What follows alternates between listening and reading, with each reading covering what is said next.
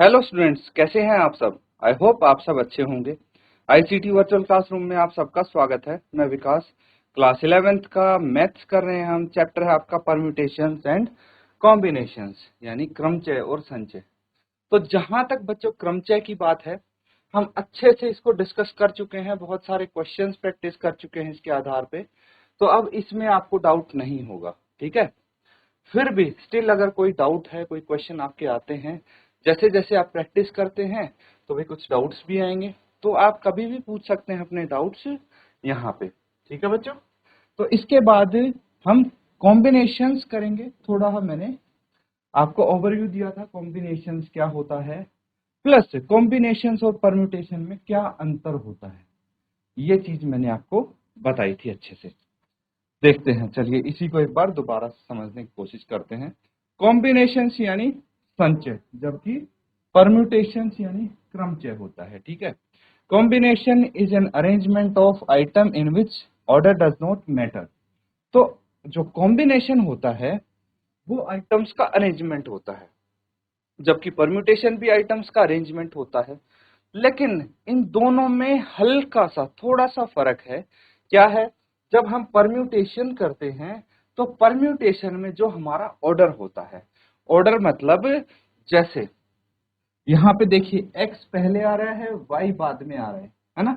एक ऑर्डर हो गया, है ना। तो कौन सी चीज पहले आ रही है, कौन सी बाद में आ रही है, उससे फर्क पड़ता है, ठीक है। जैसे यहाँ पे y पहले आ रहा है, x बाद में आ रहा है, तो ये दोनों चीज अलग अलग हो गई, है ना, इन परम्यूटेशन। जबकि कॉम्बिनेशन में ऐसा नहीं होता, ऑर्डर से ज्यादा फर्क नहीं पड़ता। देखिए, अगर हमें टीम बनानी है, तीन मेंबर्स को लेके, एक का नाम x है, एक का नाम y, एक का नाम z है, तो यहाँ पे हम एक टीम बना सकते हैं x y को लेके, एक टीम बन सकती है x z को लेके, और एक टीम बन सकती है y z को लेके। अब टीम तो एक ही है, या तो x का नाम पहले लिख लें y का बाद में, या फिर y का पहले लिख लें x का बाद में, एक ही बात होगी अगर हम कॉम्बिनेशंस की बात करें तो। लेकिन अगर परम्यूटेशन की बात करें तो अगर x पहले आता है y बाद में आता है तो ये अलग बात हुई, अगर y पहले आता है x बाद में आता है तो ये अलग बात हुई। तो इस तरह से आप बोल सकते हैं कि इस चीज के तीन कॉम्बिनेशंस बनेंगे, जबकि परम्यूटेशंस 6 बनेंगे, ठीक है। अब ये चीज काफी आसान हो गई है, आप समझ सकते हैं इसको देख के ही। अब यहाँ पे बोला गया है, देखिए सबसे यहाँ कैपिटल में भी लिखा हुआ बड़ा बड़ा यही है, ठीक है, जो डिफरेंस है इन दोनों में, समझना है। अब आपके सामने जो क्वेश्चन आएगा, ठीक है, क्वेश्चन को देख के कैसे पहचाने कि यहाँ परम्यूटेशन लगाना है या कॉम्बिनेशन, वो भी हम करेंगे। बस सबसे पहले आपको इनका अंतर समझना होगा, इन दोनों के बीच का अंतर। अब देखिए, since the order does not matter in combination, ठीक है, और कॉम्बिनेशन में ऑर्डर से फर्क नहीं पड़ता है, there are fewer combination than permutation. वही चीज जो अभी मैंने बताई थी कि भाई यहाँ कॉम्बिनेशन कम बनेंगे, परम्यूटेशन ज्यादा बनेंगे, क्योंकि भाई ऑर्डर से फर्क तो सिर्फ परम्यूटेशन में पड़ता है, ना कि कॉम्बिनेशन में। The combinations are a subset of permutation, ठीक है, सेट्स आपने किए होंगे ना। तो सबसेट क्या होता है कि भाई जिस चीज का, ठीक है, कोई चीज है, उसके भाई सारे आइटम्स अगर किसी सबसेट में आते हैं तो वो किसी भी चीज का सबसेट हो जाता है। इस तरह से समझ सकते हैं। तो इसको एक बार आप नोट डाउन कीजिए, फिर आगे करते हैं। ठीक है बच्चों, ये चीज समझ गए आप। अब देखिए, कॉम्बिनेशन कैसे हम फाइंड आउट करेंगे। To find number of combination of N item chosen R at time, you can use the formula NCR, ठीक है। यहाँ पे समझेंगे कि जैसे देखिए परम्यूटेशन के बारे में हमने किया था ना NPR, वैसे ही कॉम्बिनेशन हो गया, ठीक है। हम इसको कैसे रिप्रेजेंट करते हैं, हमारा N यहाँ पे होता है NCR, इस तरह से रिप्रेजेंट करते हैं ना। तो बस ये ऐसे, तो NCR क्या होता है, N फैक्टोरियल बटे R factorial into N minus R का फैक्टोरियल। तो क्या बोला गया है कि भाई अगर कॉम्बिनेशन फाइंड आउट करने हैं, पता लगाना है कॉम्बिनेशन आपको, किस चीज का कॉम्बिनेशन, एन आइटम एक समय पे चूज करते हैं हम। एन क्या है, भाई कोई भी नंबर ऑफ आइटम, जैसे 10 आइटम हो गए, 50 आइटम हो गए, उनको उनका कॉम्बिनेशन हमें बताना है। भाई 50 में से मान लीजिए हमने 10 आइटम एक समय पे यूज करने हैं, ठीक है। 50 में से कितने आइटम यूज कर रहे, 10 आइटम यूज कर रहे, तो एन 50 हो गया, आर 10 हो गया, ठीक है।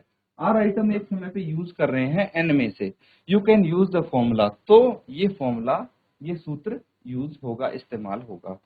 यहाँ पे एक चीज ध्यान रखनी है, जो आर होता है वो एन से छोटा या उसके बराबर हो सकता है और 0 से बड़ा या उसके बराबर हो सकता है, ये चीज ध्यान रखनी है हमने। अब इसको ओपन कैसे करेंगे, देखिए एन फैक्टोरियल, एन यहाँ पे 5 है तो 5 फैक्टोरियल लिख दिया, डिनोमिनेटर में आर 3 है तो 3 फैक्टोरियल, फिर 5 माइनस 3 का फैक्टोरियल।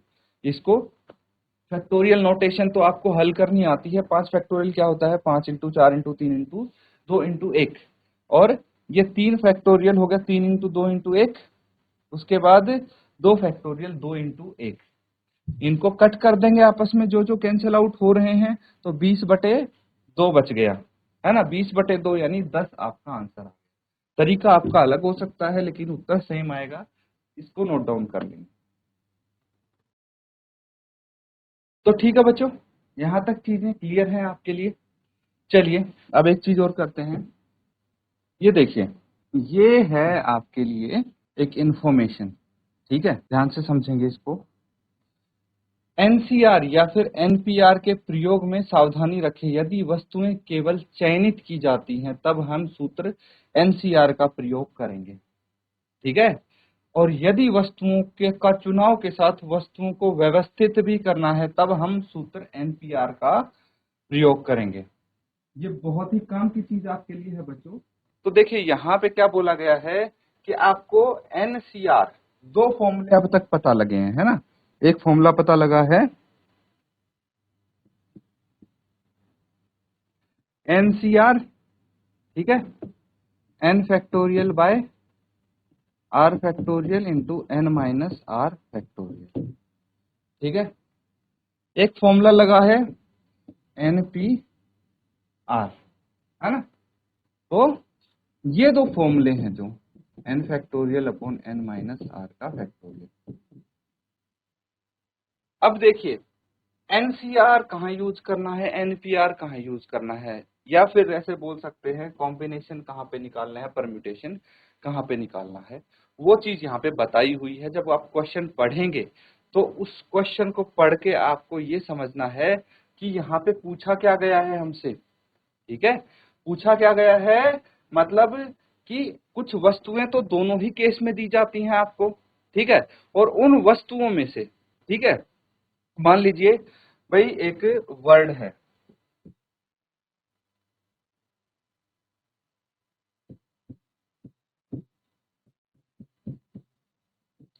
फ्लावर्स, ठीक है। ये वर्ड है फ्लावर्स। कितने अल्फाबेट्स, कितने लेटर हैं इसमें, 1 2 3 4 5 6 7, टोटल 7 इसमें लेटर्स हैं। अब आपको बोला गया है 7 लेटर में से आपको एक समय पे 4 लेटर का प्रयोग करके कुछ वर्ड्स बनाने हैं, मीनिंगफुल हो मीनिंगलेस हो कोई फर्क नहीं पड़ता, लेकिन भाई इन 7 में से 4 का यूज करना है एक समय पे, और आपको बताने हैं कि ये कितने तरह से इनको हम चयनित कर सकते हैं, चुन सकते हैं, ठीक है। इसमें से 4 वर्ड्स को एक साथ रखेंगे तो कितने तरीके से चुन सकते हैं, तो वहां पे लगेगा कॉम्बिनेशन। अगर आपसे पूछा जाए तो इनको कितने तरीके से अरेंज कर सकते हैं, व्यवस्थित कर सकते हैं, तो लगेगा एनपीआर। चीजें तो सेम गिवन होंगी, क्वेश्चन पूछने का तरीका अलग अलग हो सकता है, तो ये चीज आपको ध्यान रखनी है बच्चों, समझ गए। देखिए ये नोट है, इसको नोट डाउन कर लीजिए। तो बच्चों यहाँ पे चीजें क्लियर हैं आपके लिए, कर लिया सबने नोट डाउन। चलिए अब देखिए कुछ सूत्र हम कर लेते हैं, ठीक है। ये क्या हो गए, कॉम्बिनेशन फॉर्मूलाज, लिख लीजिए।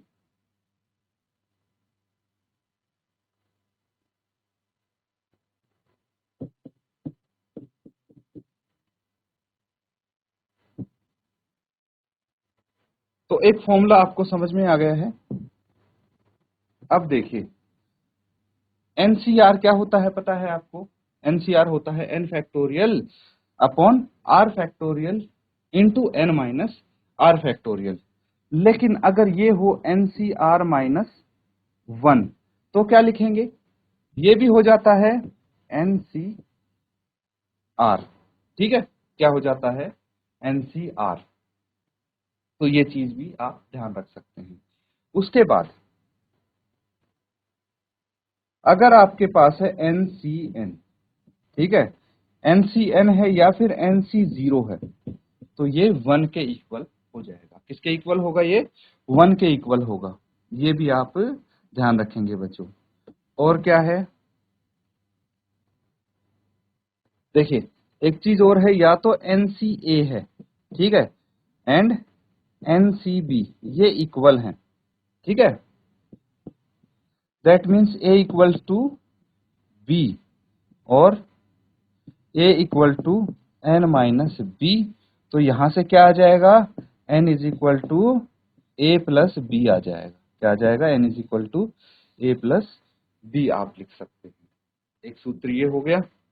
अब एक और लिख लेंगे आप यहाँ पे, ये हो जाएगा fifth NCR plus NCR minus 1, ठीक है। क्या है? NCR प्लस NCR माइनस 1, ये हो जाएगा N माइनस 1 CR, ठीक है। नोट डाउन कर लेंगे, ये 5 फॉर्मूले आपके पास है।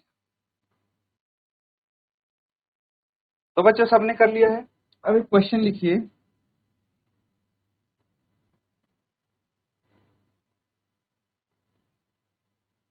इफ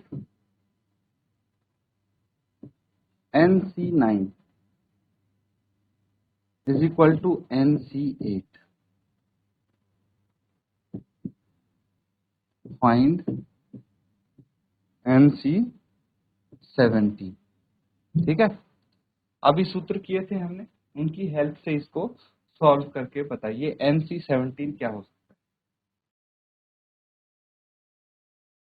तो बच्चों क्वेश्चन काफी इजी है, आई होप आपने सॉल्व इसको कर लिया होगा। देखिए यहाँ पे आपको क्या गिवन है कि भाई NCA is equal to NCB, ठीक है। अगर ये होता है तो क्या होगा? A is equal to N plus B, है ना। चलिए एक बार याद दिला देता हूं भाई, NCA is equal to NCB, तो A is equal to B होगा and N is equal to A plus B, ठीक है। ये N is equal to A plus B होगा। N की वैल्यू निकालनी है ना हमें, तो इस तरह से हो जाएगा। यहाँ पे क्या है? यहाँ पे देखिए NCA इज इक्वल टू क्या है? NC9, है ना। और NCB क्या है? And NCB is equal to NC8, यही है। तो आपको क्या पता लगाना है?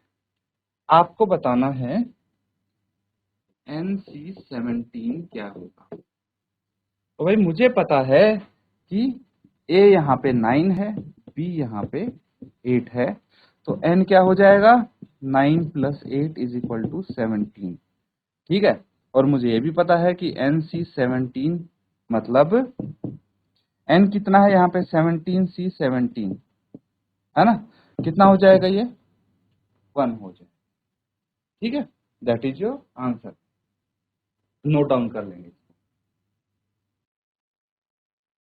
तो बच्चों यहां तक चीजें क्लियर हैं। चलिए मैं एक और आपको चीज बता देता हूं। देखिए इन केस मान लीजिए आपको ये सूत्र याद नहीं है तो कैसे करेंगे? तो भी हमारे पास एक तरीका है, छोड़ना नहीं है question. NC9 is equal to NC8 है ना। और हमें पता है कि भाई NCR क्या होता है? N factorial by R factorial into N minus R का फैक्टोरियल, ये होता है। तो NC9 क्या हो गया? N फैक्टोरियल बटे R कितना है? 9, तो 9 फैक्टोरियल इंटू n माइनस 9 का फैक्टोरियल। सेम चीज यहाँ पे करेंगे, n factorial by 8 factorial into n minus 8 का फैक्टोरियल। ये आ गया, n फैक्टोरियल से n फैक्टोरियल कैंसिल आउट हो जाएगा। यहाँ पे हम लिख सकते हैं 9 इंटू 8 फैक्टोरियल लिख सकते हैं, ये है n माइनस 9 का फैक्टोरियल। अब देखिए यहाँ पे 1/8 फैक्टोरियल यहाँ पे आ गया। अब n minus 8 into n minus 9 का फैक्टोरियल लिख सकते हैं या नहीं लिख सकते? जैसे यहाँ पे 9 फैक्टोरियल की जगह लिखा है 9 इंटू 8 फैक्टोरियल, सेम चीज मैंने इसके साथ कर दी है, एक माइनस हो जाएगा ना, तो n माइनस 8 माइनस 1 कितना आ गया, n माइनस 9, तो n minus 8 into n minus 9 का फैक्टोरियल। यहाँ से भी देखिए कुछ चीजें कैंसिल आउट हो रही हैं हमारी, हो रही हैं कि नहीं हो रही है, ये इससे कैंसिल आउट हो गया। क्या बच जाएगा, 1/9 is equal to 1/n minus 8, ये आ जाएगा। अब हम क्या करेंगे, हमारा ये आ जाएगा n minus 8 is equal to 9, तो n कितना आ गया, 9 प्लस 8 इज इक्वल टू 17, तो NC17 हमें पता लगाना है, तो n कितना है 17C17 दैट इज 1। ठीक है, n की वैल्यू ही तो पता करनी थी हमें, क्वेश्चन तो अपने आप हो जाएगा। नोट डाउन कर लीजिए इसको। ठीक है बच्चों, कर लिया सबने? चलिए एक क्वेश्चन लिखिए,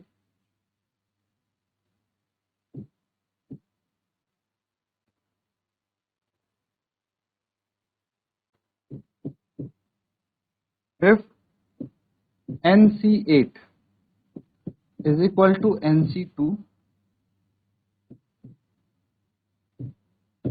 find NC2।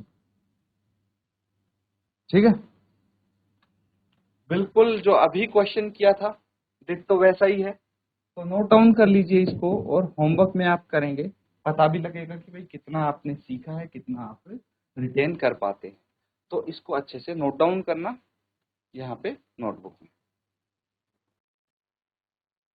तो बच्चों यहाँ पे हमने जो भी क्वेश्चंस किए हैं, जो सूत्र हमने किए हैं, उनको रिवाइज आप जरूर करें और होमवर्क भी जरूर कंप्लीट करके लाएंगे। इसी के साथ आज का सेशन यहाँ पे एंड करते हैं। Thank you and have a nice day.